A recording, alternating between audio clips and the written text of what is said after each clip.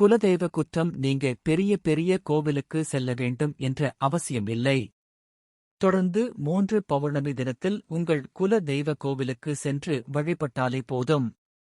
குல தெய்வ வழிபாடு எப்போதும் சிறந்தது. அதிலும் பௌர்ணமி தினத்தன்று குல தெய்வ வழிபாடு என்பது மிகவும் இன்றியமையாதது. பௌர்ணமி வழிபாடு குடும்பத்தில் உள்ள தீய சக்திகளை நீக்கி நேர்மறை எண்ணங்களை அதிகரிக்கும் என்றும் பௌர்ணமியில் வழிபட்டால் வம்சம் தழைக்கும் என்றும் நம்பப்படுகிறது. பௌர்ணமி நாளில் குல தெய்வத்தை வழிபடுவதால் உங்கள் தோஷங்கள் அனைத்தும் விலகும். தம்பதியினர் ஒற்றுமையாக வாழ்வர். குடும்பத்தில் உள்ள பிரச்சனைகள் நீங்கி வாழ்வும் சிறப்பாக இருக்கும்.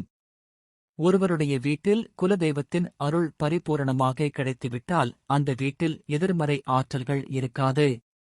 அந்த வீட்டில் இருக்கக்கூடிய ஒவ்வொரு நபர்களுக்கும் குலதெய்வம் காவலாக இருந்து அவர்களுடைய வாழ்க்கையில் நல்ல முன்னேற்றத்தை அருளும் என்றும் கூறப்படுகிறது.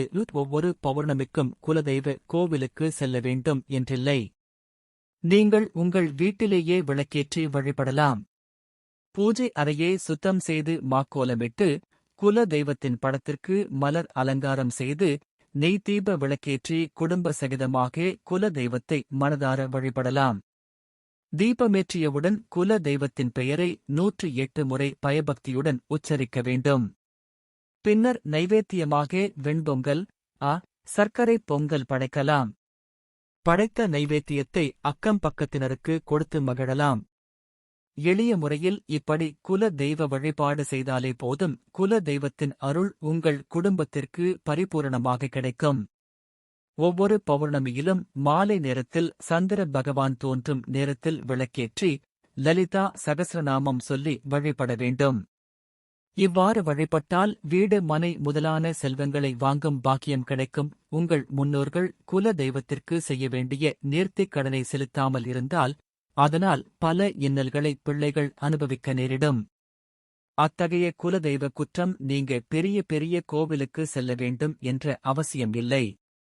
தொடர்ந்து 3 பௌர்ணமி தினத்தில் உங்கள் குல தெய்வ கோவிலுக்கு சென்று வழிபட்டாலே போது.